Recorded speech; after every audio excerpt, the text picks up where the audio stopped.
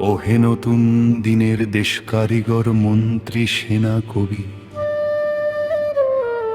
আমাদের নিয়ে কিছু লেখো কিছু ভাবো। আমরা নতুন দিনের করুণ শ্রমজীবী,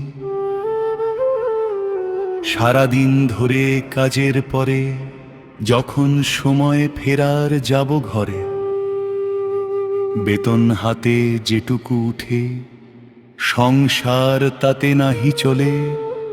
মজুরি বেতন বাড়ানোর কথা বললেও তারা পিছিয়ে দে কৌশলে।